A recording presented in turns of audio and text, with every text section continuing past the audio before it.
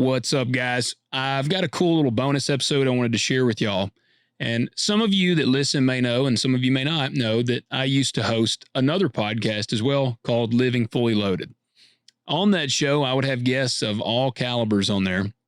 And one of the really cool ones that I had was the World Champion Bareback Rider, Tim O'Connell.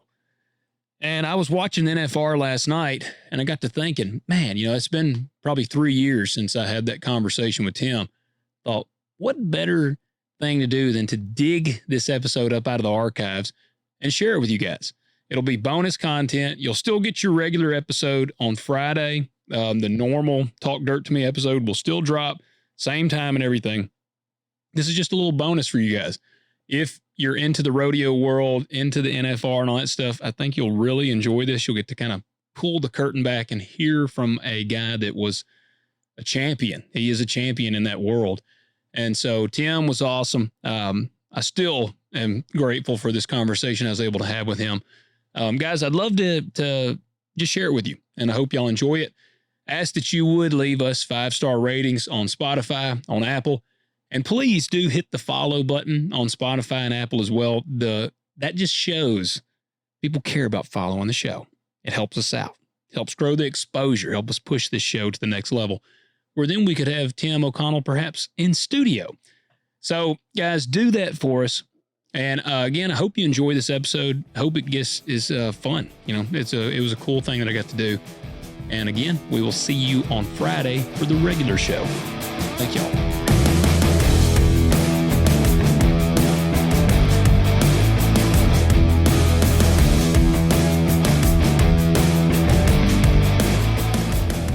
Tim, thanks for joining me, man.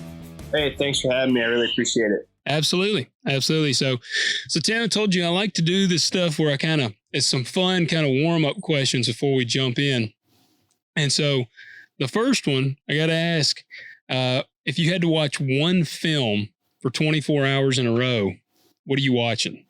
Oh, one film for like one specific film or like a documentary? Like, where are we going with this? Or is it just pop general? Yeah, whatever you want to watch. But you got to watch for 24 hours. And I think I would go with Michael Jordan's new documentary that came out during COVID, The Last Dance. I thought that was really good. That's 8 hours long, so you only have to watch it 3 times and you can pick everything back up. Okay, I'm gonna have to check that out because I've had a couple people tell me how good that is, and I have not watched it. I'm not a basketball fan. Would I still dig it?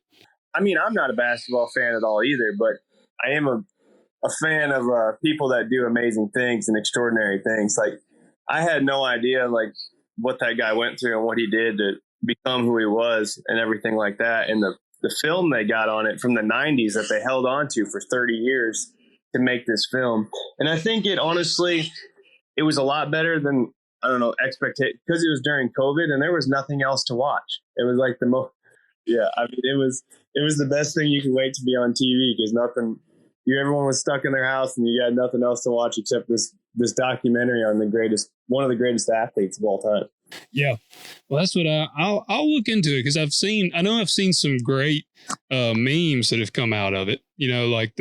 I guess that's where the I took it personally thing originated, that I've seen some really good memes come out of. Oh, there's a bunch of good little one-liners there that Jordan pulled out. I never really got into basketball or paid attention to the sport or really understood how the game is supposed to be played, other than people trying to put a ball in a hoop. But man, that was a great documentary. Okay. Yeah. I mean, he's a beast. I don't care what anybody says, he's a beast. And then the fact that he swapped, he also played golf and baseball, I guess. Yeah. So played professionally in baseball in the prime of his career. Yeah. Yeah. He's a super athlete, man. He's one of those guys, like I've known some people where they annoy me almost because they're so just freaking talented. They can never have played this sport before, and they go out and play it the first time and they're awesome at it. I feel like not to say he doesn't work his butt off. He obviously does, but you know what I'm saying? He is one of those supernatural athletes. He made everybody else want to be a champion too. And he held them to that standard, whether they liked it or not. Yeah. Yeah. And I think that made them them Bulls teams so good in the 90s. You know, it's because of him, because obviously when he left the team, they haven't won a championship since. Really? I did not realize that. I didn't either until, you know, they start pulling them facts out when, you know, that final team won the championship, and they called it the last dance because they knew they weren't going to keep the team together after that year. They won that championship, the team dissipated, and the Bulls have not won a championship since. Wow, dang, man. Yeah, that's been a while. And that's from 96 or 98 or something like that. It's been a hot minute. Yeah. Yeah, it's kind of like I used to be a Cowboys fan. I say used to because I really don't watch much football or any of that anymore. But they sound about like my Cowboys, man. We haven't been anything since the 90s. Yeah, America's team. Yeah. Everyone loves to hate on them for some reason. I don't know why that is, but everybody likes to hate on the Cowboys. All right, so we had a little minor technical difficulty. We were just talking about the wonders of technology and how they are when they're doing great and when they're not. So, all right, last question I want to ask you on the warm-up. Man, they're going to make a movie about your life. Who is playing you? Ooh.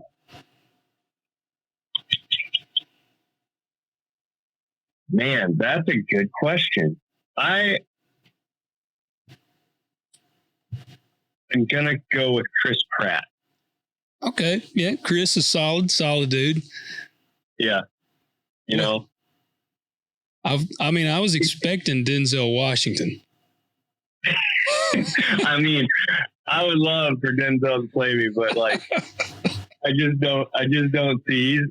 I like Chris Pratt because like I've seen him in some Western movies, but I've also seen him in like his city movies, and he's got his quirky movies. Like, I think there's a little taste of everything with me. Like, Denzel is just a freaking stud. Like, when Denzel comes on the screen, like, he's the man. Yeah. Like, I don't feel like I'm the man all the time. Like, even the one movie I'm thinking of, Denzel is the lead character in The Magnificent Seven, and Chris Pratt's like his second guy. I forgot they were in that together. Yeah. You know, like, he's right there at the top, but Denzel is still Denzel. Yeah. Yeah. Man, yeah. And Pratt's awesome. Like, I like Chris a lot because he's not like the typical Hollywood guy, you know? Right. I mean, did you watch The Terminal List? I just got through that last week. I thought that was such an awesome show. I did not see that ending coming. So you didn't read the books? No, I didn't even know it was a book. And then I went and started talking to my trainer about it. And he's like, there's like 5 books. And I was like, you're kidding me. This is a book? And he goes, yeah, like, it's a great series. And I'm like, I'm about to dive off into some books here in a minute. Like, and I was like, I'm assuming the book kicks the crap out of the series. And he goes, oh yeah. Like, not even up for negotiation or debate. The book is so much better than the series. And I thought the series was great. Yeah, I was going to say, I'm going to warn you. Now, I love the series and I love the books, but the series is different. Like, I've got a couple of friends they were actually angry with the series because they were like, why did they change it? Like, they were actually kind of pissed off a little bit. So go into it easy with that in mind. Because for the most part, it all is pretty much the same.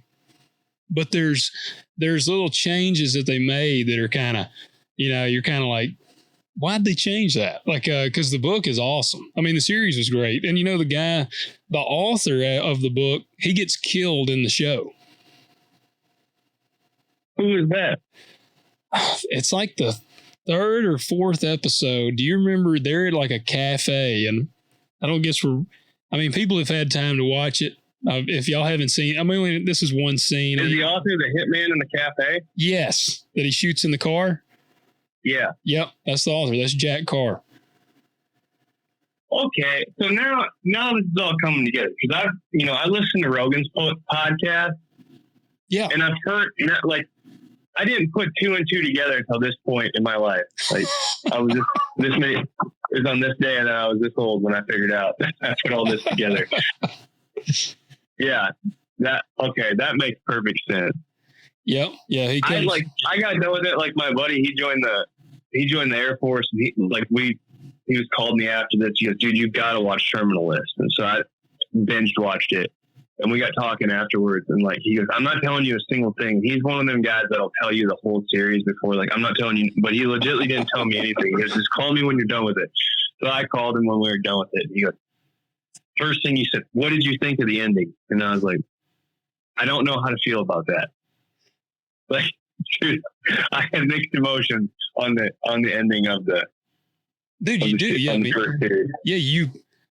I'll try to say this as subtly as I can, but like you. Yeah, I'm not trying to do any spoiler alerts, but like, I had totally mixed emotions of how that went down.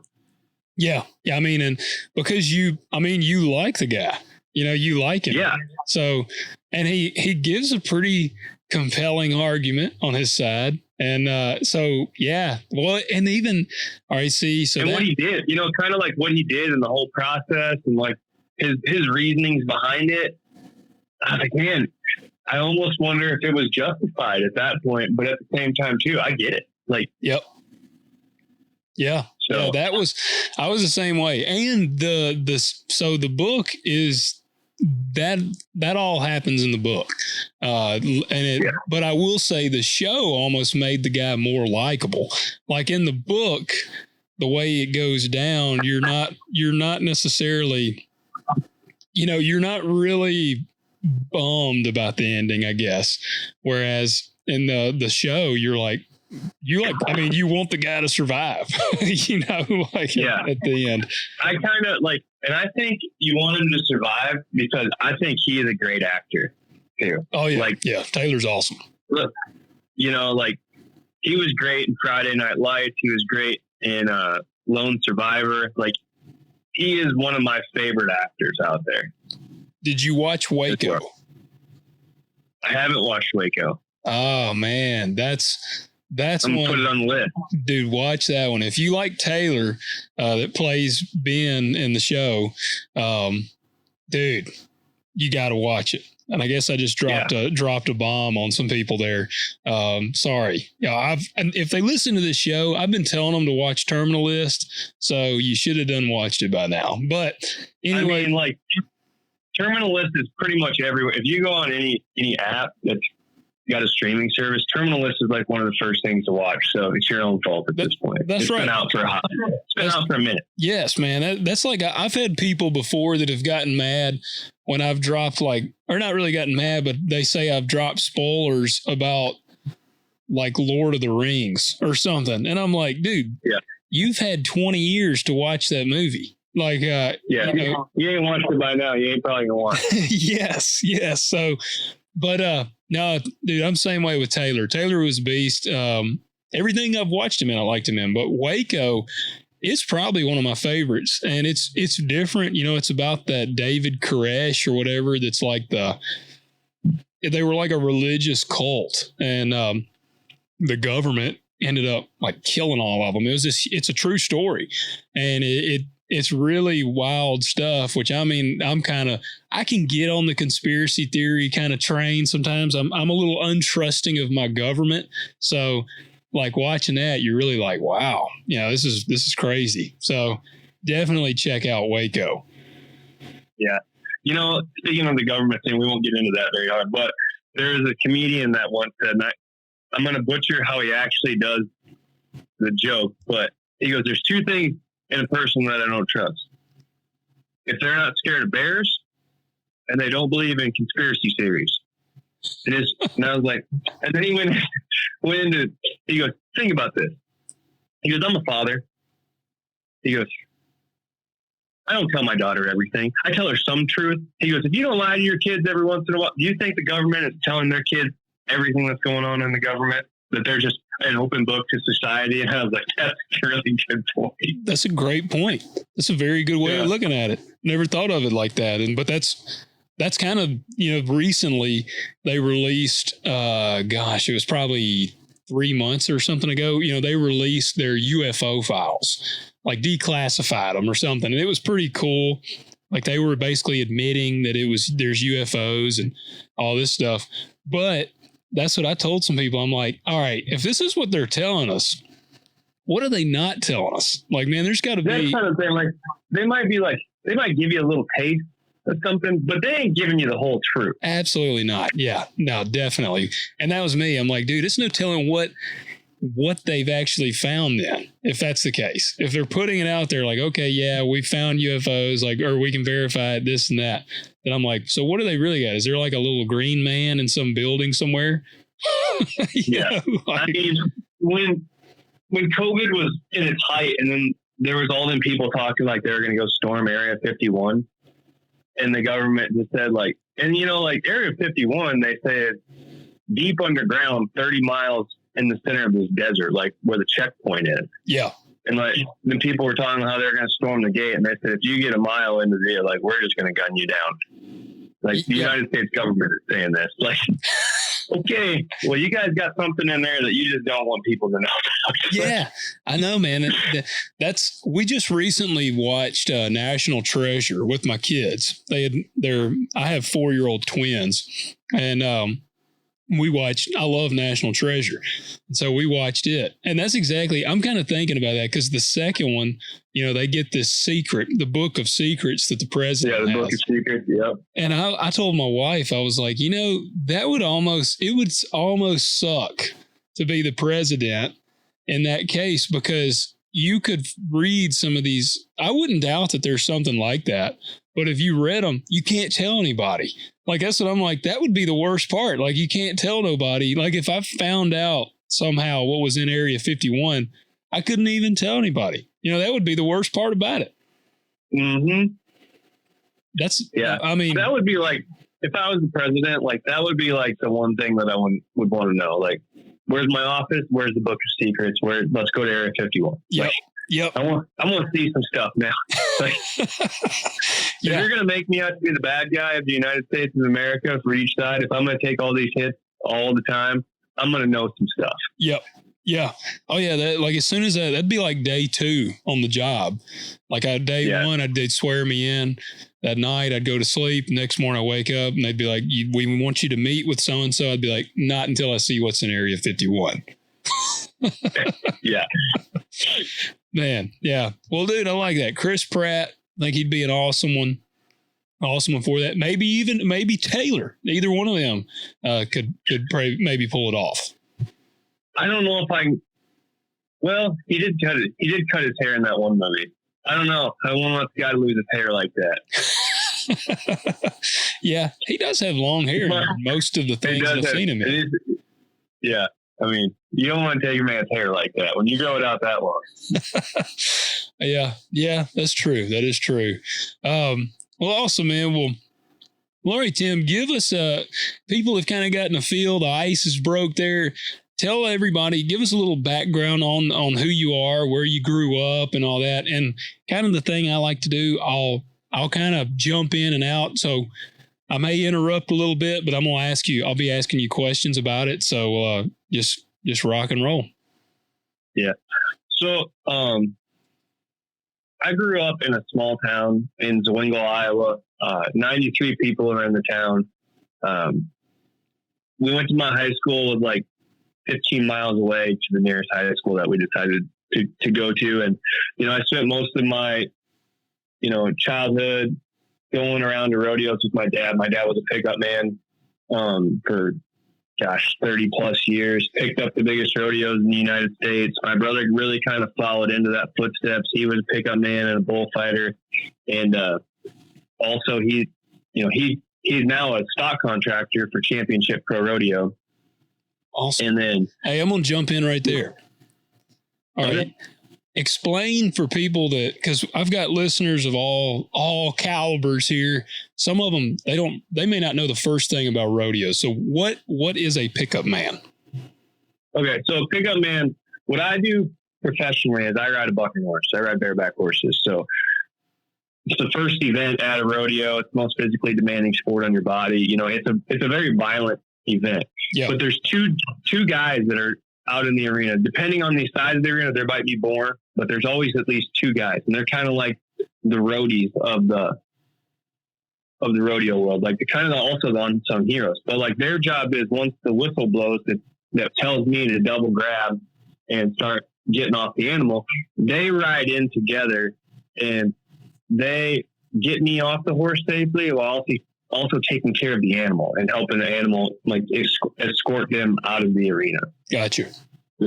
You know, like that's their main thing. Like they will trip the flank and get the rider off and then help the horse find the out gate, and then they go back to their positions and then the next person goes. Gotcha. Now so that's what a pickup man does? Yeah, I mean, a pickup man, yeah, for the most part, that is what they do. You know, they chase out time event cattle. They rope bulls. Like they kind of keep the pace of the rodeo, because like if you just have a horse run out in the arena, like the next guy can't go. So like their job is cowboy protection and animal protection. You know, like they make sure that everything tries to go as smoothly as possible. That seems like a pretty taxing job. Like, I feel like that'd be because they're probably busy the whole night then. Whole night, you know, like they gotta wash their horses, saddle their horses. They're gonna have about eight horses, because like their horse has to, you know, basically sprint next to a bucking horse, and they're gonna have to do that 6 times, and then they go swap horses out. You know, like because that horse has already kind of ran its night. You know, like so they're constantly taking care of everything. And most of them were on the feed crew after the rodeo. You know, like they got to go feed all the livestock and then take care of their horses first. And then, you know, like they have a very, very busy and taxing job. Not to mention, like when they're getting guys off the horses, like you somewhat tackle the guy when you're getting off, right? Like, yeah, like when I'm getting my hand out of a rigging, like I'm looking at a pickup man's waistline and I dive for it. And I mean, and I wrap up and like, you know, like you're basically getting tackled, you know, 15 to 25 times a night. Yeah. And then they're reaching and, you know, they're getting flanks off. And, you know, a lot of them guys, you know, like as that horse is coming up, like the flank is held together, but like with like what NASCAR, what holds them in, like their seat belts, like that metal latch that kind of is a quick latch. Well, when the horses are busting, it hits them in their knuckles and their hands all the time, and he always breaks their knuckles. Like, really? So yeah, for quite a bit. Like most of them guys, their hands are just beat up. So, you know, like they take some abuse out there too. You know, and it's not always they don't always get, you know, tackled in the stomach. Sometimes there's some things going on. Like I've grabbed a guy by his head. You know, like I've accidentally drug a guy off his horse. You know, like there's a lot that can happen in this little 8-second journey. I can imagine. Well, man, like you said, it's I mean, that's a ultra violent ride, and it's wild to think. I kind of compare it a little bit to like top fuel dragsters, because I think it deceives people a little bit when they hear, you know, 8 seconds. They may be like, well, that don't sound like a lot of time. And that's kind of the same way I look at it with like top fuel dragsters. You know, they're in like 3 seconds, but it's like super violent for that short span of time. And the bareback riding seems like it would be, like you said, brutal. Cause I mean, you have nothing like, does that not, I'm imagining the jarring and stuff. Does your back not take a beating on that? Yeah, your back, your neck, your shoulders really take the blunt force of it, because like there's all this energy, right? Like a horse is jumping and kicking. They're usually jumping anywhere from a foot, and some of them get as high as 2.5 feet, 3 feet off the ground on their front feet. And this is a 1,600-pound animal, and then they kick over top of their head. Yeah. So like you experience the G-force going down. So like they do their movement, and like, you know, you're doing your spurring action at the same time, like your style point. And like, so like it comes through your feet and it goes through your hips and it runs through your body. And then it usually goes out between your upper hand, your free hand. It either goes out your free arm or it goes out your neck. Like depending on how good you're riding or how bad this is going. Like it's going to go through one of them. And you would much rather it go out your free arm, because that means you're in really good position. If it's starting to pull your head back and snap your head back, like you're behind, Like you've missed the timing of the animal and you're getting all this jarring. Like you have to feel all of it then, like that's truthfully, like I never really had a good explanation for like what it feels like until COVID happened, truthfully. And I found out like I really like adrenaline. So like we were driving a razor around, and the godmother of my first child, she's a couple years younger than me, but like we're riding this razor around and we're not even doing a lot of stupid stuff, but I'm driving it pretty fast and I go to turn it uphill and the front tire catches and we rolled this thing. And like we rolled it pretty bad. So like we were like $1,000 from totaling the whole vehicle out. Dang. And like, luckily, thank God, like neither one of us had a scratch. Like it just rolled hard, and like I had the steering wheel, and then like I had reached over and grabbed her, but she had like her little thing, and like we just rolled and we had the full harnesses on. Yeah. So like we were just upside down in this thing and everybody was good. Bad situation though. And the next day we called her to see how she was doing. Like she was really sore, and we had a lot of muscle tightness and that. And my wife looked at me and she goes, "How do you feel?" And I was like I just got off a bareback horse. Like I feel pretty good. And I was like, it's pretty close to like getting in a car wreck. Yeah. Like is what your body feels after that. Like, and like it's so unfortunate because I love what I do, but like I'm used to getting in car wrecks. So like this, at the beginning of a year, like when you're kind of starting the season back out after you've had like 6 weeks off after the World Finals or something like that, like your body feels all that again, but then you kind of get used to it. Really? Okay. That's what I was almost thinking like expecting the opposite. Like you might start in fresh and then by the end you're beat, but I guess that does make sense. Your body like acclimates to it. Yeah. I would think it's like a lot of other sports. Like once you start at that first week or like getting back in the gym or something like that, like where your body just isn't used to that movement, but then it adapts to it. And like, like in the gym, you're still technically like trying to tear some muscle fibers if you're building muscle, and then like they repair themselves. Well, like I just feel like by the time you get 6-7 horses deep into the season, like your body starts realizing like, hey, this is what we're going to do. This is how we have to feel. Like that even happens at our World Finals. Like usually the first 2 or 3 rounds, like you're kind of sore after that. But once you get into like round 4, round 5, like your body's back in action. You feel pretty good again. Yeah. That's pretty wild. That's wild to think about. And so continue this on. Like you're obviously you got a lineage of rodeo in your blood then with your dad and your brother. Yeah. So, my dad and brother, like they ride broke horses very well. And I was really small growing up and I didn't really get into horseback riding. And, truthfully, like I didn't really enjoy like riding broke horses. Like it didn't bring me a whole lot of enjoyment.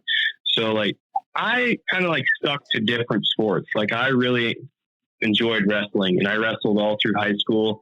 Went to our state tournament 3 times and placed once, in the state of Iowa, which is a pretty big feat for wrestling for me, for what I was doing. Yeah. And then I would rodeo, and I was riding bulls at the time in high school, and I didn't get on a bareback horse till I was a senior in high school.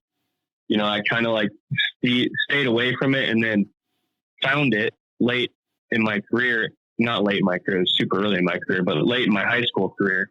And man, it just took off. Like, cause I had like 7 scholarships to go to like D1 colleges to wrestle. And it's quite a few good offers to go to like D3 schools or private schools to wrestle. But I had 1 JUCO offer to go to rodeo. And I was like, I want to rodeo. Like, this is what I want to do. I know that. So like, I took that rodeo scholarship over the other one.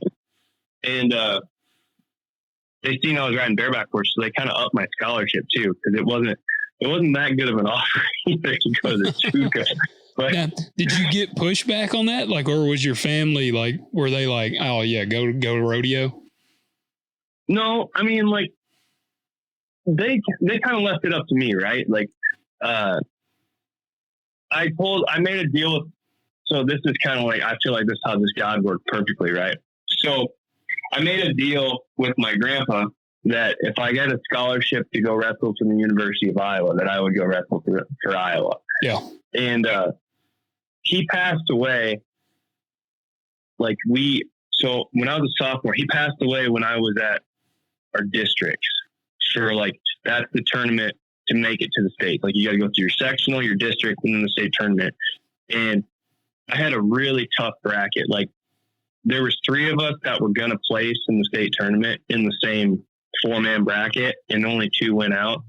And it just didn't work out for me that day, and I didn't make it. And I ended up 3rd, didn't get a chance to wrestle back to try to get in. And so my grandpa passes away like a few days after, and like the day of weigh-ins for the state tournament is when we buried my grandpa, and I was a pallbearer. Dang. So like, you know, like that was the only year I didn't make the state tournament, and I was so glad that I didn't, truthfully, because that would have been a hard decision whether to go weigh in or go to my grandpa's funeral. And I know what he would have wanted me to do, but I'm glad I didn't have to make that decision either. Yeah. So yeah. So at that point, like really the big decision for me was like, I was a good wrestler.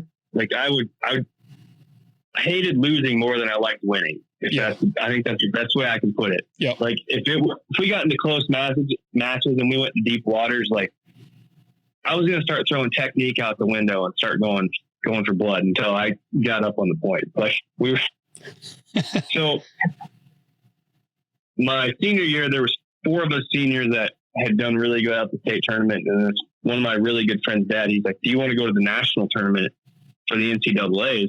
And we'll watch all the sections and stuff. So 4 of us went out and we watched every section. And I was sitting here watching 2 guys that were like, they were like the 32 seed and like the 28th seed. Like they were low seeded athletes, right? Like they were kind of wrestling still to get into the tournament and the pigtail matches.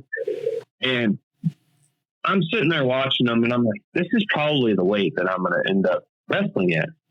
And this kid takes a really good shot, and the other kid hits the split, and they're just circling, and like they're hitting counter move after counter move after counter move after counter move. 45 seconds of this really great scramble, but nobody in the stadium is probably watching other than their team and myself. And all of a sudden 45 seconds goes up and they're back on their feet and there's no points awarded. And I was like, I don't have that in my arsenal. Like, and then I got thinking of these offers, and then I started looking at like who was at the weight classes, and I was like, I'm a practice dummy is what I'm going to be at these schools. Like, I'm going to be the guy that like hates losing more than he likes winning, but he's not good enough to make the starting lineup either. Like, yeah. And I was like, that would drive me absolutely insane, because like the competitor in me like knows that like that's what I would want, but like I also knew too that I didn't have the arsenal to get where I would want to be either. And I don't know if I could have pulled that off in 4 years to do it. And I knew I wanted a rodeo too.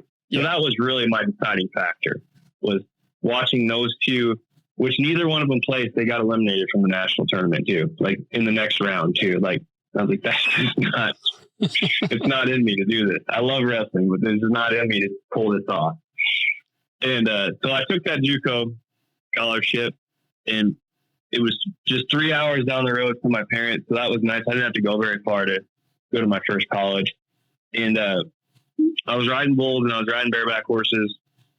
And I had gotten into a really bad wreck at the high school national finals, and in the bull riding. And like, it put the fear of God in me at that point. Like I woke up in the arena and my ear was cut off and my mom was in there, and I was like, oh my God, I've been asleep for a while. Like, and so like it kind of, long story short, it kind of like really deterred me from wanting to get on bulls anymore. Well, I was actually going to ask you kind of what steered you from bull riding to bareback. So when you said bad wreck, you're meaning not a car wreck, you mean just with a bull. Yeah, with the bull. So I can explain this story a little bit better then. So I have this really good bull drawn in the first round of the high school national finals, and I'm there in both my events. I'd made it in the bareback riding and bull ride. I was the state champion bull rider my senior year, and I really thought that's where I was going to go. I hadn't figured out that I was really a bareback rider getting on bulls at this point. So I'd watched the tape on him. I knew this bull was probably going to be pretty quick right in the latch. He was going to turn back to the right, So he goes out and he just moves his shoulders over and he puts his head over there like he's going to turn back. Like he gave me all the signs to make the move to move to the right. So I did, and he kind of felt it. I think I went before he went, and he jumped up. He jumped forward one more jump, and then he turned, and it dumped me into his spin. And like we call it getting weld, because the bulls are turning back and just makes a circle, and like the inside is well, it hung me up. My hand got stuck in the rope, and he hit me in the side, and I have a helmet on too, granted. So like he hits me in the side of the head, and I mean, it really pulls me underneath him. Like, and he keeps hitting me in the side of the head. Like I'm taking the tail of my rope and I'm throwing it over like I'm supposed to, so the bullfighters can grab it. And every time I do it, like he steps on me, he pulls me underneath him, and he hits me in the side of the head. He hits me in the side of the head. Dang. And I'm watching this, like, and I'm starting to get pretty dizzy at this point too. Like, and I'm trying to pull myself up, and like he'd whack me, and then I'd see 2 feet, and they would just split me. Like I was in between his 2 front feet, and like he just kept splitting me. Like he would never put a foot on my chest, but like he could have at any moment. And finally, like it's not like I was happy about it, but I was getting really sick of getting hit in the side of the head. So I kind of hooked his horn instead of trying to, like in the bull riding, the best place and kind of a hang up that I was taught at that time was just to get on their neck, because they can't put the front foot on you and they can't hit you with their horns. But I was so far down that it wasn't working. Yeah. So I like grabbed his horn, and he hits me underneath the jaw, and it knocks my helmet off, and it rips me out at the same time. And then I remember hitting the ground and feeling like a lot of pressure. And then I must have finally passed out or went to sleep at this point. And woke up, and there were a lot of people around me. And come to find out, like there was like people starting to like really freak out. Like I was hung up for a while, and like he had broke the helmet off me, and like it had cut my ear in half. And then it really was just a situation. It wasn't that bad. For as bad as it was, like I only had to like have my ear stitched back together. Did the helmet rip your ear, or did he like step on your head? No, I think he shattered the side of his helmet. So I think the plastic breaking was cutting my ear. Gotcha. Is what we kind of come up with. Cause like I couldn't even put this helmet on. Like it just looked like someone took a baseball bat to his helmet and just beat it to smithereens. But it stayed on my head long enough until he finally hit me under the jaw to rip me out, and then it went flying off.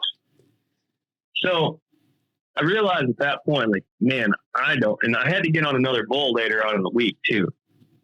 And so I get on my next bull, and I'm like, God, I don't even want to do this. Like, I just assume not get on this bull, but cowboy way, like, pony up, it's time to go. Yeah. So I got on him, and like, he kind of swung a head up at me. I remember this was just a really nice bull, like honestly, kind of a beginner bull. Like he was just kicking around there, but I seen him throw his head up at me, and I just jumped off him. Yeah. Like, and I didn't get on another bull the rest of the summer. I just getting on bareback horse, and I went to college, and I told our coach, and it was a woman coach, but the rough stock rider coach was a man, and he was my coach, but the head coach was a woman, Bridget Lambright and Terry Coleman. Well, I told Coach Lambright, I was like, I really don't want to get on bulls anymore. I'd really like to just strictly get on bareback horse. And she goes, well, I signed you to do 2 events. And I was like, well, like, here's the deal. Like, I'm man my word. Like, I signed the contract for 2 events. I was like, I'll get on bulls for you. But I was like, when it comes next year, like, I'm pretty sure, like, I'm not going to do this again. And I'm not going to practice getting on bulls either. Like, I'll go to the rodeo and get on them, and we'll just go from there. Well, I ended up getting on practice bulls anyway, but that was our conversation. But anytime, like, any of them gave me any hesitation that they were going to hit me or anything, I would just jump off and get off them. Yeah. Yeah. Just not worth it at that point. Like, not worth it for you. That's how, it's funny. I've talked about, we raise cattle out here and on our farm, and growing up, we had some of the meanest freaking cows. And I wanted nothing to do with cattle for a long time because of dealing with these cows. Like, we had a bull, his name was Romeo. And for some reason, this dude, he was just a big black Angus, if I remember right, but we do commercial beef. So, we got kind of a smorgasbord out there, but he had like a bad bloodline in him, and it was mean. And I've said this story on here before, but there's a difference between a wild cow and a mean cow. And like the wild cows, man, I've been to people's farms where they had wild cows. You know, they run away from you. And our cows, man, we'd have some, they were mean. They would run at you. And I mean, we used to have them in the barn. Like when we would work them, I mean, we had I guess it was a Charolais that we had, and it wanted to kill you. Like we were going to sell it, finally get rid of it and get it in the barn. And we're trying to run it to get it in. We had a sweep tub, and then we'd run them up into the chute and get them on the trailer. And trying to get it into the sweep chute, it was running into the walls. I mean, we were like, this thing is going to tear the barn down. Like, and if it would have hit you, I mean, hell, I don't know that it would have quit. Like, until it had just absolutely just pummeled you.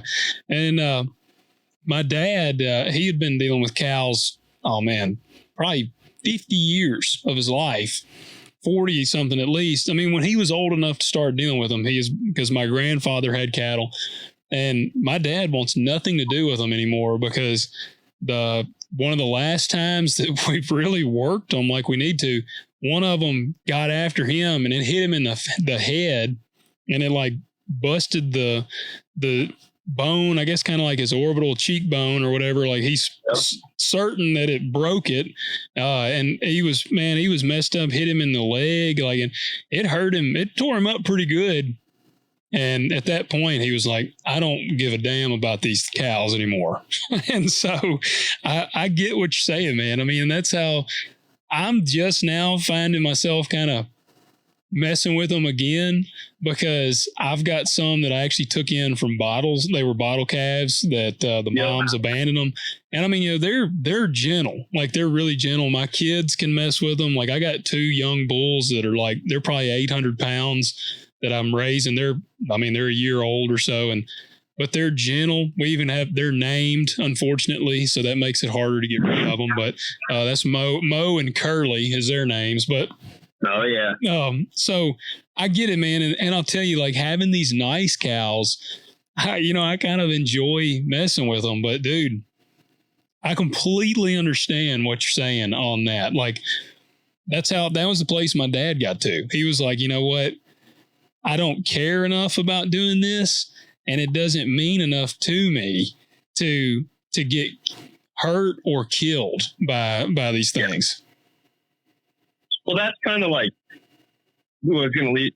The last one I ever got on, like, you know, this guy, we were in Fairfish, South Dakota, and we were playing, like, we were halfway through our college season, right? And it was the first rodeo of the spring semester. And this guy brought a mean set of calves over there. Like, they are hooking everybody. Like, even the really good guys that could really ride bulls in that region, they were getting beat up. Like, they were getting hooked. And I'm like, this is so dumb. And then like, I'm about to get on this bull as I'm thinking this. And like, this was a nice bull. He chucked his head up at me, and I jumped off him and ran to the fence as quick as I could. Like, he didn't buck me off. I just jumped off him. Like, I had enough. And my coach calls me on the way home, and she goes, you really hate getting on bulls that much? And I was like, yeah, like this is not worth it to me. Like, this is an event that you can die for that. Like, yeah, you can get seriously hurt, but like, there's been, you know, people that are world champions that have died doing that. Like, it is a very dangerous event. I mean, I do believe that like our event in bareback riding is the most physically demanding, but bull riding is the most dangerous, just because usually you don't get to step off your animal. Like, you usually get slammed, and then they get their feet on you, or they get a horn on you or something, you know, like, yeah, a lot more often are you hurt in the bull riding than you are the bareback riding. And she said, well, you know what? Like, it is too dangerous. Like, if you don't actually want to do this and you're not going to put your full heart and soul into it, like, I just would rather you not do it and just focus more on your bareback riding. And I sold all my equipment the next week and I've never looked back on it. Like, did you want to say, well, this is what I tried to tell you? Yeah. I mean, like, I told her too, I was like, you know, like, if you're really too concerned about me like doing another event, like I can throw a rope in the dirt just as easily as I can get bucked off the bull. Like, Yeah. I don't know, like the point scenario is going to be the same. I was like, and I tried to explain that to her, but like I also get too, she gave me a scholarship to be a bull rider, and then I came there wanting to be a bareback rider. And I can see that as a coach, like what I know now, like reverse the situation. Like I recruited this kid because he was a state champion bull rider, and all of a sudden he wants to do an event that he's never done, and he doesn't want to do the thing that he was really good at one point in his life. Like I could see how that would throw you off a little bit, but all of a sudden, like I came in riding bareback horses and was cleaning up pretty quick. Like I hadn't learned a bad technique yet, which I think that was one thing that I can contribute a lot of my success to. Is I didn't start riding bareback horses until I was 18 years old. Yeah. And no one in my family knew how to ride bareback horses. No one had rode bareback horses in my family. And I had only gotten on like 10 before, and I was just sitting there watching video. I didn't even know how to get on our practice machine, which is a spur board or a bucking machine. I wasn't getting on because we didn't have them, and I didn't even know how to use them or make them. So I didn't learn any bad habit.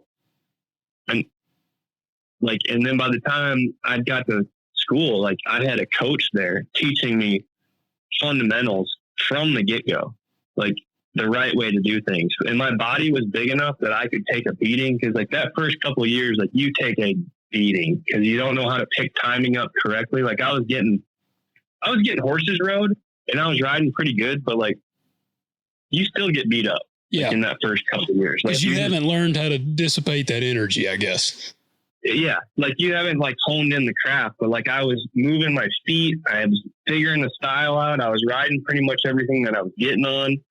But, the bigger, stronger horses I would struggle with because I just didn't understand how to deal with the power yet.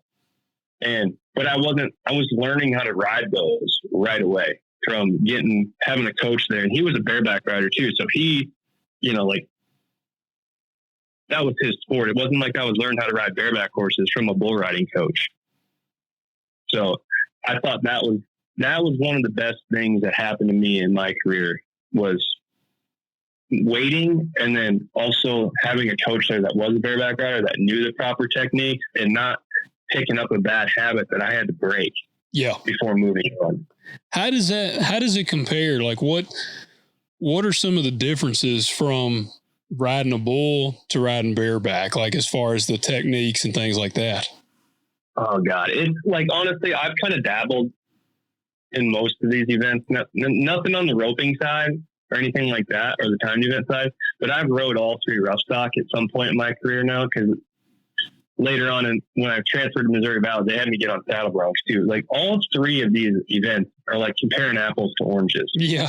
Like the bull riding, it is a lot of how well you can shift your weight, like on a dime, like it's dealing with a lot of G-force, also reading the animal, shifting, a pound and a half or 2 pounds of weight to the inside of your one leg and moving your hips back to your rope and not letting the G-force whip your body to the outside, or not anticipating the spin too quick to where you go down into their well. And all of a sudden you have no leverage to pull you back up to center. Like, it's a lot of balance, a lot of dealing with how well you can ride a spin and stuff like that.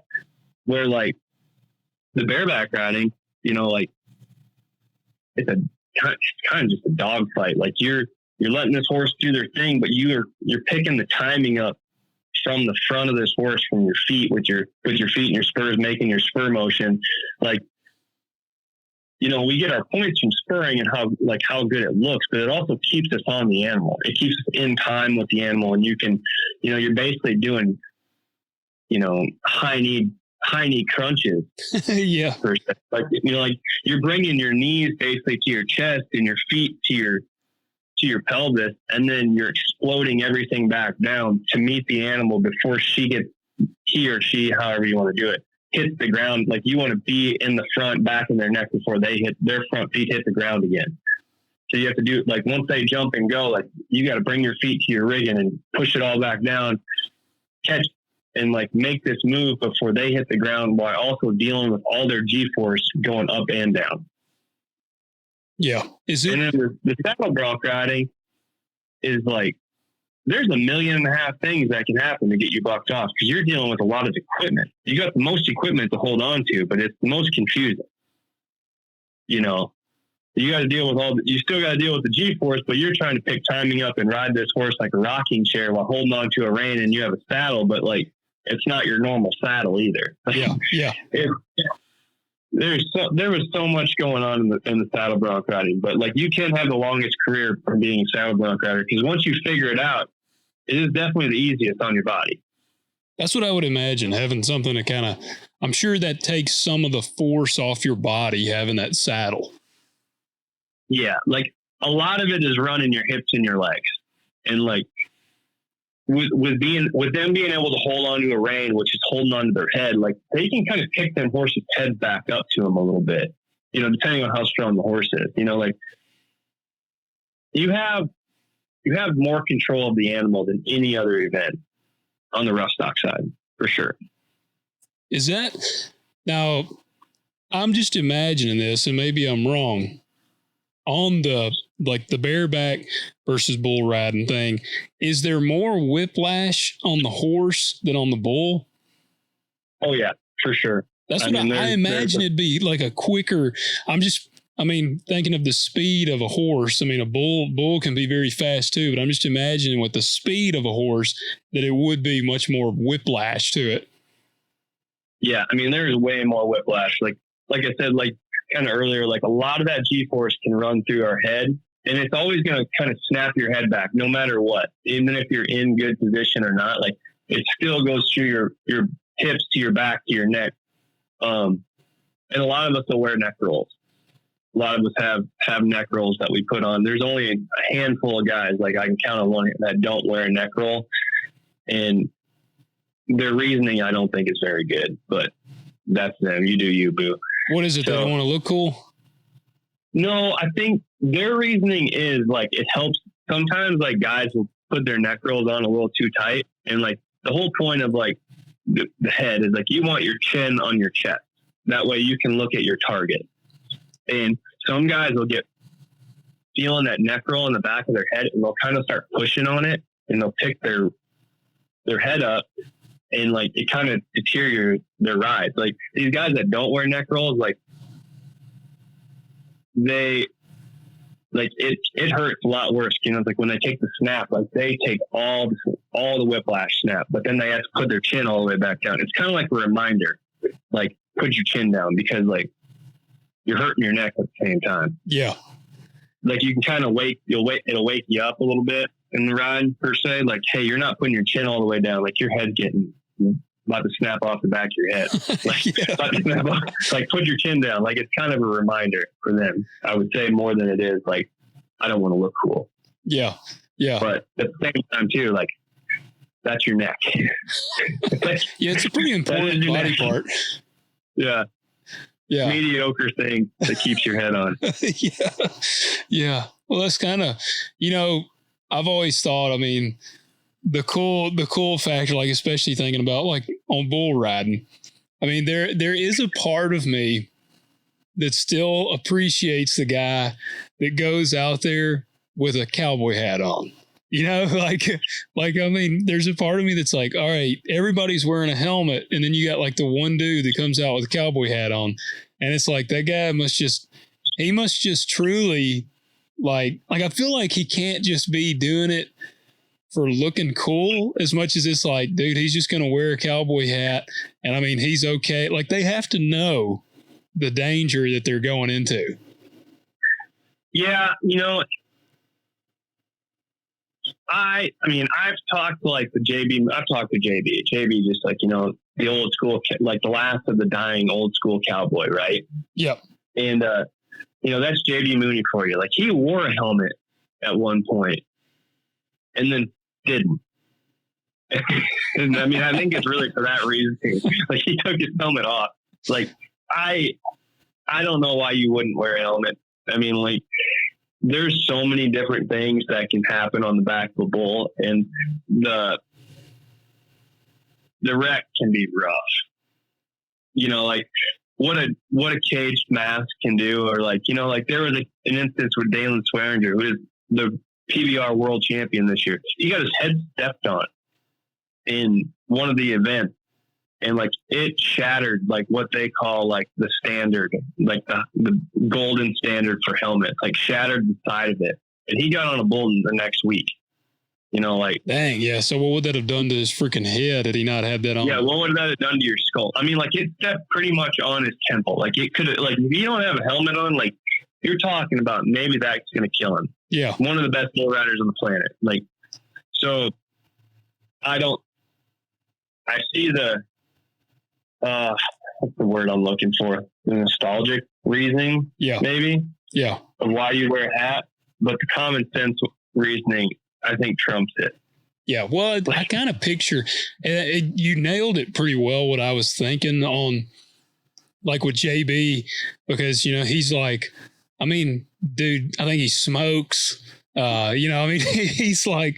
We were in the NFR locker room, and like, you know, our locker rooms are all broke up. He would just come into the Bareback Riders locker room, and he'd smoke him 4 or 5 cigarettes, drink about a 6-pack of beer, and that's all before the grand entry started. Yeah. That's what I'm saying, man. He does strike me as like that last of a dying breed. I mean, yeah, we have a guy that works for us on the farm, and he's a cowboy, and that. Me and him were talking about JB, and that's exactly what he said. He was like, dude, he's a cowboy. He was like, he smokes, he drinks. I don't think he even works out. Like, he just does what he does. No, like, dude, he is so skin and bone scrawny. Like, I've never, when I've seen JB for the first time in person, you know, like, you know, growing up, like, he was in his prime as I wanted to be a bull rider too. Like, he was the guy that you watched on TV. Like, you tuned into the PBR in the early 2000s and in the middle 2000, like in 2010 like to watch JB Mooney. You waited a whole 2 hours to watch JB Mooney and see what he was going to do that night. Like, and man, when I met him the first time, I was like, this dude is skin and bone. like. Oh, like, no wonder you're beat up all the time. Like, yeah, you got nothing to take the impact. You got nothing to take the beating. But now, do you think that helps? Because that, you know, we used to have a guy that would deliver batteries to my dad's shop that he rode bulls on the weekends, and he was probably 5'8", 5'9", and he was at one time he got up to about 215 pounds.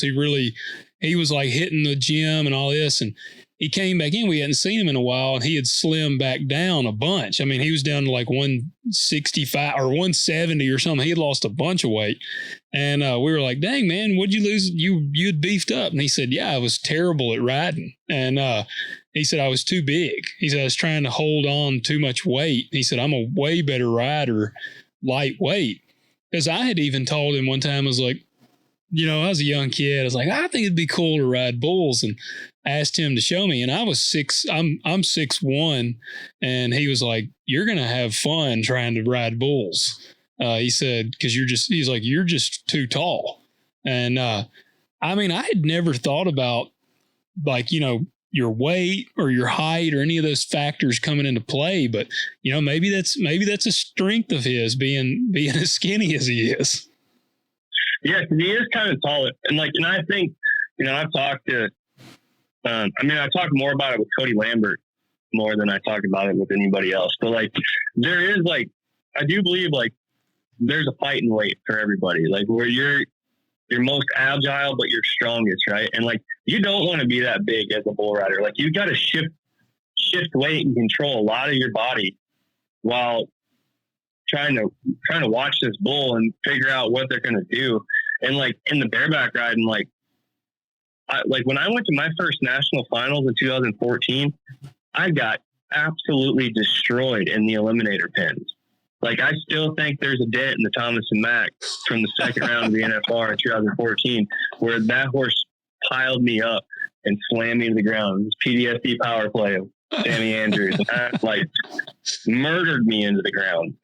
And I remember, like, flying home after the 10 days, and I was so beat up.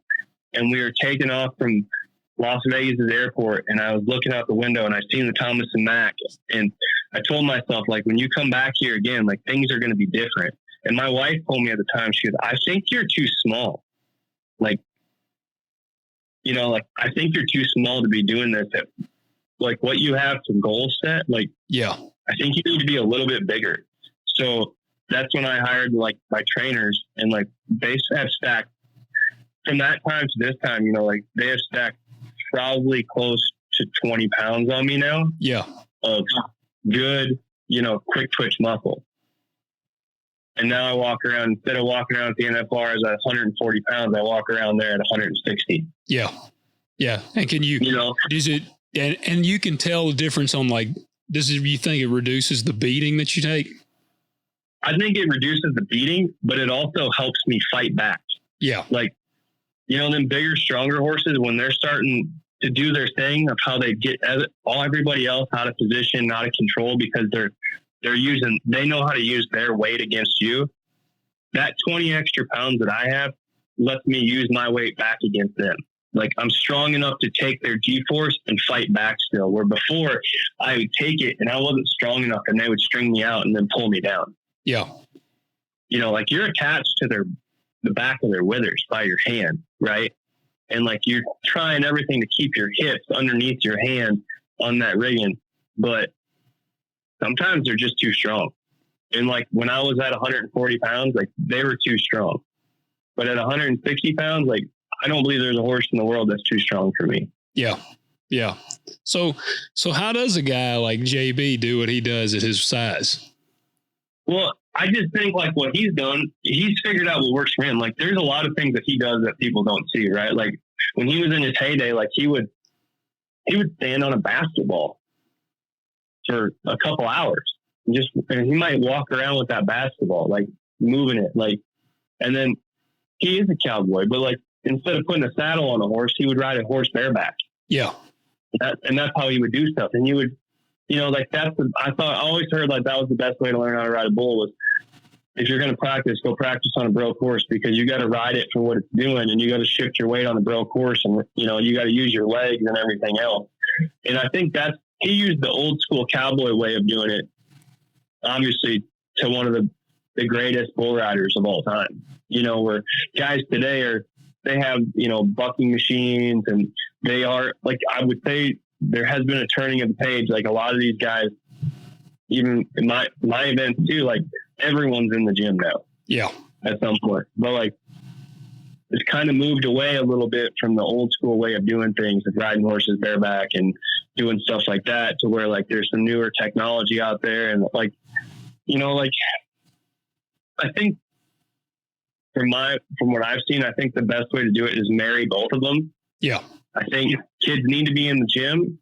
And I also think kids need to take the old way of doing it and bring it back too, because there's not, like, some of the new stuff that kids are practicing on is not the right way to do it.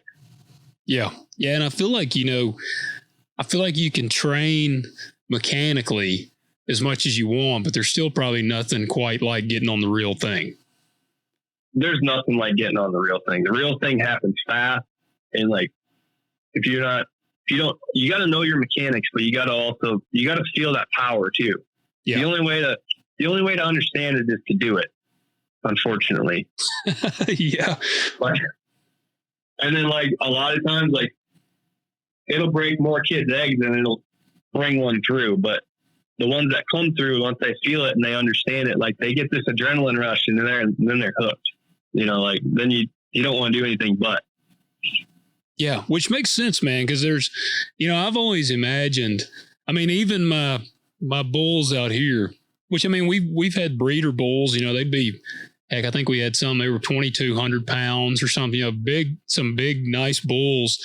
And I mean, you know, their giant neck, I mean, just the amount of muscle and on them. And I've seen their strength. Like, we had a bull one time when we were actually getting them out of this pasture, and we had carried a sweep tub out there. And I mean, this thing it's a lot of pipes and stuff. It's probably, I don't know, it's over 1,000 pounds of stuff. And there was gaps in it. And we would get this bull in there, and he was real gentle. That's what was funny, man. Our cows have always been wilder or meaner than our bulls, but we would put some feed in there, and when you'd get out, he'd go in there and he'd eat, and we would shut the gate and try to get him stuck in there because we couldn't get him out of this pasture. He was like the only thing left in this pasture. Well, when we'd shut the gate, he would quit eating. He'd see you shut the gate. He'd quit eating, and he'd walk over there, and he would put his head underneath, like in the gap of this sweep tub, and he would pick the entire sweep tub up with his head and then go under the thing and walk out. And yeah. I mean, like, and so that was wild to me because I'm like, the amount of strength in his freaking neck to do that was insane. We ended up actually taking a tractor with a front end loader out there and setting the front end loader on top of the tub to hold it down, like that, to keep him from picking it up. It was crazy how much strength they have. But I don't know, that's all of that is just, it always has just really fascinated me because the thought of like sitting on an animal with that much power's back is that would be, I can't imagine much more of an adrenaline rush than that. No, there really isn't. Like, I've done a lot of different things that I think people get adrenaline rushes from, you know, from jumping out of airplanes to, you know, this and that, you know, riding fast vehicles, having fast cars, but like there's nothing that compares to getting on a bareback horse. Yeah. Like, you know, like, and especially, I don't know if it's the adrenaline rush too, or like when you ace one and you get off and you got 15,000 people cheering for you, like it takes you to like almost like a gladiator arena, like state of mind. Like you just can feel the energy from all of it. And like, you know, like that's your arena at that point too. Like for them moments, that 15, 20 seconds that you just did that, like that's your arena and like that's your crowd. Like there's just nothing that I can compare it to that, like acing a bareback horse in front of a big crowd. Like there is nothing better in the world. I can imagine. That's actually one of my big regrets. Last year, I was in Vegas. I actually went out to Vegas. First time I'd ever been. I went to do a podcast, and it was like December 10th or something. I can't remember that exact date, but the NFR was going on. And man, it was nice for me because I'm in West Tennessee, farmer. So I felt much more at home than I expected at Vegas because I get there and everybody's wearing cowboy boots, blue jeans, and like I saw a lot of cowboy hats. And the guy that I went and did the show with, he was like, "You ought to feel right at home, man." He was like, "It's the rodeo's in town." And I said, "It is nice." And he was like, "You need to go. You need to go." I was only there for like 2 days, but he said, "You ought to go." And man, I was homesick. And so I did the podcast and I didn't go. And that was like I told my wife as soon as I got home, I'm like, I should have freaking gone. It was either the last night or the night before the last night of the NFR. Yeah, the world title races were shaping at that point. Yeah. It was like pretty much the finales of a lot of it was coming down. And so, I mean, that's like I saw when I got home, you know, like I think Kevin Costner and all them were there, like the Yellowstone crew. And I'm like, yep, man, damn, I should have gone. And so I was just homesick, man. I was ready to get home, but I definitely regret it. I get it. I get the homesick thing. When a guy's ready to go home, you're ready to go home. Yep. Yeah. How do y'all deal with that? That's something I was actually going to even ask you. Like, do you struggle with that at all? Like, especially, you know, having kids, like, man, I mean, how do you handle the travel life of that? Is that something that's hard? Can they go with you much? I mean, how does that work? So it does and it doesn't, right? Like, I feel like me and my wife have made a really good system here. Like in the wintertime over the past few years with my son, you know, not being in kindergarten yet. Now we have 2. We have my 4-year-old Hazen and my 4-month-old Stratton. Yeah, awesome. And so usually in the winter, all them rodeos are down in Texas. So we'll just kind of move down there for a few months. Like we stay at a really good friend's house, and they have a guest house, and we stay down there for a couple months. So the family's all together. We just live in hotels with each other.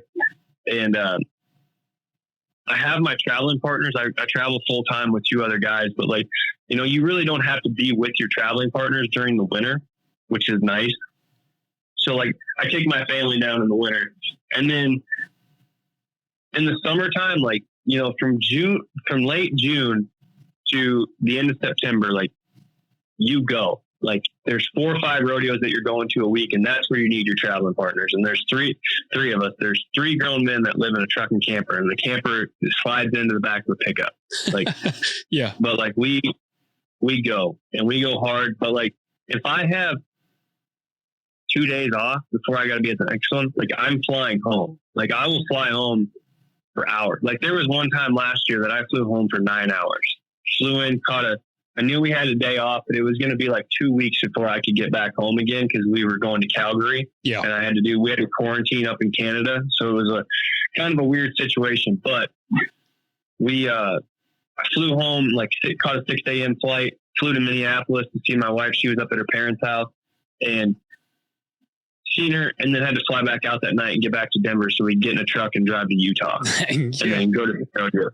You know, like that was the lowest. But like anyway, no matter what, like if I have a day that I can be home, even just for a day and a half or a day, like I'm flying home. And a lot of other guys aren't lucky enough, don't have enough money. I'm not really sure what everybody else's situation is. This is just what I do. Like I do a lot better when I can come home, help out, see my kids, you know, be with my wife, like, and do all the above. You know, like I'm better out there when I come home. Yeah. But at the same time too, like you've got to go, like they got to eat, like they got to have clothes. Like this is how I provide for my family too. So no matter how homesick I get, like I got to go to work. Yeah. Like, yeah, you know, and that's just kind of how it is. Like, and we all understand it. And like, there's rodeos in the summer. Like a lot of times what people don't understand about rodeo and full-time as a full-time rodeo cowboy is like, we don't normally show up to a rodeo until 2 hours before it starts, and we are gone before it's over. Really? Yeah. Like a lot of them rodeos are spread out between 8 to 10 hours a piece. So like, it's kind of like an unspoken thing. Like the saddle bronc riders will help the bareback riders out, and the bareback riders will help the saddle bronc riders out. But once the saddle bronc riding is over, we get in the truck and we leave. Yeah. Yeah. Like, and then we start heading to the next one. And, you know, like we'll pull off at a nice hotel and kind of park in the back, because I think Walmart parking lots are a little sketchier than they used to be. And we'll start the generator up, we'll go to sleep, and then we'll wake up and keep on driving until we get to the next rodeo the next day. Yeah, man, that's just that's a fascinating life to me. Like doing that. I mean, I guess that's kind of the cowboy, like you say, that's kind of the cowboy way. Pretty much. I mean, it's the modern day cowboy way now. Like, you know, like I don't know if I could have done it back in the day where like cell phones weren't a thing, you know, like FaceTime definitely makes things easier. But like, you know, I talked to like some old, you know, the old legends and stuff, and they're talking, you know, like we'd have to go find a payphone and call home, and, you know, like sometimes you don't talk to them for 3 or 4 days. Like, heck, I talk to my wife like 5 or 6 times a day, even being at home. Like, yeah. You know, like just random phone calls. Like, I don't know if I can go a few days without talking to my wife, or like, you know, like I said too, that FaceTime is an amazing thing that these phones can bring us to. Like, you know, you can still see your kids grow up. Yeah. Yeah, I agree. That was kind of the same. There's some give and take. Like, you know, a guy doesn't like being on I don't like being on the road too long, but you got to go to work too. You got to strike while the iron's hot. Yeah. What is the timeline? Like, how long do you see yourself staying in this game? I would like to be done by the time I'm 35. I feel like 35, your body's, if you watch like some of the greats do this, 35, you're starting to dip off a little bit. You're not as fast as you were in your 20s and your early 30s. There's a few different things, right? Like for me personally, like my timeline, I look at 35, I'd like to be done, but I have goals and aspirations that I want to accomplish before that too. You know, like what I have set to do for myself in December at the World Finals, you know, like I have my goals of what I want to do. I also have people in place too that know my riding and know me as well as I know me, that, like, they have the right to throw the towel in for me too. And they said, like, we've had that conversation. Like, if I can't compete anymore, but like the competitor in me is saying like, no, I got this. It's just, but like, you can see, like, it's not me out there anymore. Like, you have the right to pull me down. Like, hey, like, this is it. Like, Yeah. time to hang it up. Like, That's probably hard, man. I feel like that's a hard thing, especially, an easy example to look at. I mean, the guy is still killing it, but like, look like Tom Brady. Some people are like, why doesn't this guy retire? He needs to retire. We saw the same with like Peyton Manning. I remember like the last year with Peyton, he was definitely not the same Peyton Manning that everybody had seen. And that's what everyone's like, he should have retired so many years ago and things like that. And it's like, they're doing this. This is something that they love. This is something you love to do. You live to do it. Like, and it's been part of your life forever. So it's easy for an armchair quarterback to say that. Yes. But like, they don't feel that. They don't feel that energy, like, deep down in their soul. Like, they're going to their 9 to 5 that they normally hate. This guy is going to do something that 1% of the 1%ers get to go do. Yeah. Like, there's not another Peyton Manning or Tom Brady out there, but they've been doing that at such a high level since they were kids. Like, they don't know anything but that. Like, per se, but like, there's nothing that comes close to competing when you're that good. Like, you never want to not do it. You know what I mean? Like, I've had this conversation with a few other guys, and it took me a lot of these conversations to finally understand, like, like, I was talking to one of my good bareback riding friends, and he said, man, if I had won one world title, I'd have been good. I'd have quit, like, I could stop. And I thought about that for a few days after he said that. Cause when I won my first world title, I couldn't wait to win another one. Yeah. Yeah. Like, when I went to my first NFR, like, as a kid, like, you dream of going to be able to compete at the National Finals Rodeo. That's like a kid that played football that, I just want to compete at one Super Bowl. Yeah. Just one Super Bowl. I just want to compete at the state championship one time. Well, once you get there, you want to go back. Yeah. Like, it changes. And winning a world title, it changes you too. Because you want to solidify that it wasn't a joke. It wasn't a fluke. Like, I'm a bad cat. Like, so then you want to do it again.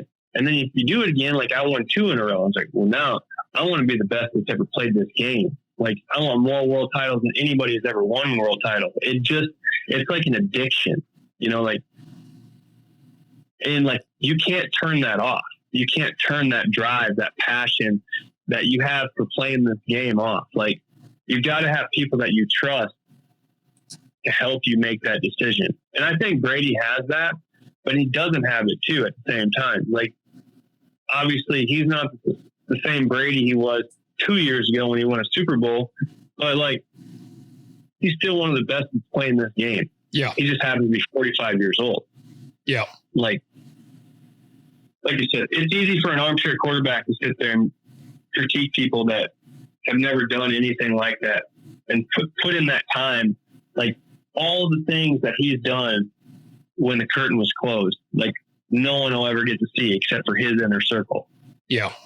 Yeah. Like, so you're at, like, say, 3 times now, which, yeah, I mean, that's got to be freaking awesome. And I know, right now, I guess, are you kind of having a rehab? I know I saw you got injured. How are you preparing going into it this year? Like, what kind of stuff are you able to do right now? I can't do a lot at the moment, and I'm actually really glad about this. Like, so, and this is just some, insider trading. Like, I would get to this point on a normal year and I would start training for the finals. Like, my mind is working, like, to get ready for these 10 days yet. Right. Yeah. And like, I think in the last 4 or 5 years, I've overtrained for the finals. Like, I would start in September and I'd be pretty ready to go by the middle of November. Well, then you have 2 more extra weeks to still continue to prepare. And I feel like my body has almost been overdone by the time I get there. Whereas, like, when I started And it's just been the last few years because unfortunately I've just, the body takes a toll. Like this was a free peel with my thumb, which is going to be ready in the first week of October to start doing stuff again. And last year, I had to have my tailbone removed from my body because it was broke so bad. Dang. So yeah, that was a wild little injury. So but I was able to start, working out for the finals right now for last year. I only had to wait 2 weeks. Well, it was like early September. I started working out, getting ready for the finals. And I feel like by the time I got there, like I was over ready for what I was about to do. So what's nice about this year is like, I'm not really doing anything at the moment. I'm going to take this thumb easy. That way, like I'm going to do everything that I need to make sure it's right on track, right ahead of schedule. And from the first week of October, like I'll start settling into my training with my trainer, and we'll have 8 weeks to prepare. And, that's what I talked to the Olympic wrestling team head coach, and he only gives his Olympic athletes 8 weeks to get ready too. Really? He said that is when the body is most prime, is between 8 and 9 weeks. Well, I got thinking about that, and I was training for 12, 13 weeks, getting ready for this event that was 10 days long. Like, I think I've overtrained myself in the last few years, and I might be wrong, but by the time I got to November, like let's get this thing going. Like, I don't want to wait 20 some more days. Like, let's go. Like, yeah. But you still were grinding it out every day, getting yourself ready and prepared. Yeah. I mean, yeah. So you may be a lot fresher going into this. And, I got to ask too, man, they've removed your tailbone. Like, did they have to like replace it? How does that work? Not having a tailbone? No, they just cut it straight out. So I broke it off, and I sheared a lot of the 3 of the 4 tendons that held it. Well, it broke, and it grabbed a hold of my lower intestine. It was trying to stab through my lower intestine. So this tailbone, which is, funny because it's a friggin' tailbone. Everybody hurts their tailbone at some point in their life by falling on ice or falling down or something, and it just hurts for a while. Well, like every time I would squeeze my hips, like I could feel a deep pain. And I was still getting on bareback horses. I got on like 4 or 5 bareback horses after the initial break. And they said, when you feel that deep inside you, that's your tailbone trying to shove through your intestine. They're like, so I called the doctor. I was going to have it chiropracted, which was if you really want to know how a chiropractor fixes the tailbone, you can Google that yourself. But it wasn't going to be a pleasant experience. Yeah. But like a picture of an X-ray of my X-ray got to one of our surgeons in pro rodeo, and he called me. He goes, "How you doing?" And this is Dr. Tandy Freeman. And I'm like, "I'm doing pretty good." And he goes, "BS, I have seen that X-ray. You're getting that taken out, and your surgeon's going to call you here in about 45 minutes." And I'm like, "What are you talking about?" He goes, "That is going to kill you." He goes, "That is going to get through your lower." He goes, "I can tell from this X-ray that is going to get through your lower intestine, and you are going to turn septic. And you guys are too stupid to understand what that feels like until it's too late." Because you got tough guy then. And if he wasn't right too, like, then it was like literally this guy called me on a Monday. I was down there on the following Wednesday. And then he goes, "Yeah, I'm just going to cut it out of you." He goes, your body, and he goes, "I'll polish up the end of your sacrum," which is what your tailbone, your coccyx is really what it's called, is attached to. Yeah. He goes, "I'll polish it." And he goes, "That bone is going to have to learn to be the new end of your spine." Man, what did that entail? Was that like some crazy rehab? No, I didn't have to do anything other than just like, I was basically on COVID lockdown for 3 weeks, right? Because I could not get to, because they split me right down the middle of my butt to take it out. And, but I couldn't sweat. I couldn't do anything because like everything funnels to like the top of your butt. Yeah. So like, it's the dirtiest part of your body and the easiest to get infected. Like infection was the main thing that I had to make sure. So like I couldn't go up and down stairs. I had to stay on one floor of our house and like couldn't sweat. Like that was the biggest thing. Once the incision was healed, I was good to go. Dude, that is nuts. Does your body, do you move differently? Can you tell that it's out of there?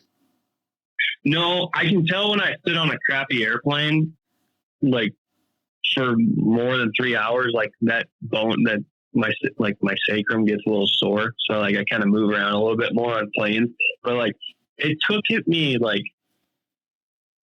it took me like 6 or 7 months for my body to realize like there's no bone in there anymore. Like you're going to be the new ends. Like, so like when I got to the finals, like didn't ride like myself. Like my sacrum did not like being the new end of my spine when I was trying to ride a bareback horse out there. Like it was not happy with what was going on. Yeah. You know, like I rode different than what I normally do. Like my body just was protecting itself. And it took till like February, March of this year till I started, you know, it kind of like, okay, this is what we're going to do. So here we are. Dude, that's wild to me. I've never heard of anybody having it just removed. Well, see, Dr. Dossett, he's the neck sport and spine specialist, and he was the sideline coach, the sideline doctor for the Dallas Cowboys, actually for 20 plus years. Okay. Where he goes, I've done this surgery more than anybody else in the United States. And I'm like, okay, perfect. Because like I've done some research, doc, here, and I don't see a whole lot of this. He goes, yeah, you're going to be my 9th. Wow. I was like 9, like the number after 8 before 10. He goes, yeah. And I was like, oh my God. Yeah. He goes, this is not something we do. But he goes, but this is absolutely the right move for you. I was like, okay. And sure enough, he's like, we get done with the surgery and we're in recovery, and he goes, you're going to not feel very good for a few days. And I was like, why? I was like, he goes, well, because like the end of your tail, he goes, wasn't not only broke, but the tip of it was broke into 2 sharp pieces. He goes, and there was indents all over your lower intestine and your rectum. He goes, so I had to like squeeze your intestines to make sure that it hadn't already gotten through, or else I was going to have to solder your intestines back together. He goes, it didn't, but I had to squeeze on your intestines a bunch to make sure it didn't either. And I was like, geez, criminy. Like, who knew it? Your butt can kill you. Yeah. Yeah. That's crazy, man. That is crazy. Well, like we had a little funny saying that I worked my tail off to get to the NFR last year. Well, you literally you did. Yeah. Well, man, yeah, that's wild. What do you got? Where do you see yourself? Well, here we kind of close, but what will be for you after you think you're done, hit 35, you feel good, you're ready to call it. What are your plans later on? Me and my wife live in Marshall, Missouri, which is the college town that I transferred to after Iowa Central, and where I won a national title out of this for this school. And truthfully, like they're starting to call it Bareback U, because last year 4 out of the top 15 guys in the world were alumni or current students at this school. Dang. Just completely unheard of. Yeah. And I have really no intentions on moving back to Iowa, and my wife doesn't have any intentions on moving back to Minnesota. So like we have really planted here in Missouri, and I'm kind of my term is a volunteer assistant coach for the school. I go to practice, I help them kids out, but my wife and I are really thinking about starting like a wellness center, like cryotherapy, infrared saunas, vemi beds, hyperbaric chambers, like, all these things that like when I'm on the road and I can't go on, I go seek these things out. A place that, athletes can go to, or just people in general, because it's not just for athletes by no means, but like can go to and, feel better. Like I see myself being my own boss, because I have been my own boss for the past 15 years of doing this. And I can't just go work for someone in a 9-to-5 and pretend that I'm going to be happy. Like I'm going to take that. Yep. I'm going to have to do something for myself and for my family. Like, obviously I'll do what I have to provide for my family as a father and a husband. Like if I do have to go work that 9-to-5, I'll do it, because that's what a man has to do to take care of his family. But in the best case scenario, we have opened this business, started it, and it is succeeding, and it'll be an easy transition from my career in life as a rodeo cowboy, bareback rider, to businessman. And, I would like to continue helping out this program to keep producing bareback riders and just rodeo athletes, and give them that opportunity that could get them to my, levels of success. Like every kid that wants to be a rodeo athlete dreams of wanting to be a world champion, to have that buckle, to go to the National Finals Rodeo. And those dreams are crushed year in and year out. But like, in my mind, like if I can somehow open the book of my mind, like I can show kids how to do it too. Yeah. Like I've figured out how to do it and do it year in and year out and I haven't, knock on wood, but it's going to come eventually. Like every year that I've gone to the finals, I've been in the race for a world title. Yeah. And my first one, and at some point, like the years I haven't won it, something happened at the finals and I got knocked out of that race, or someone was just better. But I know how to prepare for the finals. I know how to get to the finals. And I know how to be competitive throughout the year to where you're making a living going up and down the road. You're not the 15th guy that makes it. You're one of the top 5 guys in the world and you're making money doing this. And I would like to be able to share that knowledge with the youth that are coming in here and wanting to succeed at that high of a level. I don't think I could be a rodeo coach by no means, but I definitely think I could be a liaison, or if you want to call it that, someone that can be there, but not be your coach, but be someone that can teach you things without being the full-time coach either. Yeah. No, that makes sense, man. I think that's cool. Yeah. I just want to be able to give back to the sport that gave me this life. I guess that's the best way I can put it. Like I don't know if I want to hang around rodeo once I get done, but I'd love to be. Sometimes I think about being a commentator, but I also think sometimes when I talk to these kids, I get pretty, high IQ of a bareback rider. And I realize that I've just loaded them with so much information that they have no idea what I'm talking about either. Yeah. Yeah. So I have a hard time dumbing it down, I guess is the best way to put it. When I get really, when the book of Bareback Rider opens up in my mind, it's hard for me to dumb it down. Yeah. Well, I can get that, man. Like I said, you've been in the game for a while now, so I can see how. Well, man, I think that's awesome, Tim. Where can people follow you? Where can they see what you're doing? I have an Instagram. It's official Tim O'Connell. And then I have a Facebook page, Tim O'Connell, professional bareback rider. And it's just a headshot of me in one of my black sponsor shirts. Those are my 2 best ways to follow me. And, I'd like to put, like when I am rodeoing full time, my schedule's up there. It shows if it's on the Cowboy channel or where you can watch us, compete at and everything. Those are really my 2 biggest platforms. Okay. Well, man, it's been awesome chatting with you, man. I've really enjoyed it. Hey, I really enjoyed it too. I appreciate you having me on here. Absolutely. Absolutely. And everybody, I encourage y'all, go check out what Tim is doing. It's awesome. It's awesome to watch him ride. It's like the bareback thing. 'Cause it's, I think I'm used to seeing people with the saddles and all that. And so then seeing the bareback stuff is pretty mind blowing. So I encourage y'all to check out what Tim is doing. You've been listening to Talk Dirt to Me with your hosts, Logan and Bobby Lee. If you enjoyed this episode, we ask that you subscribe and leave a review. And we'll catch you next time.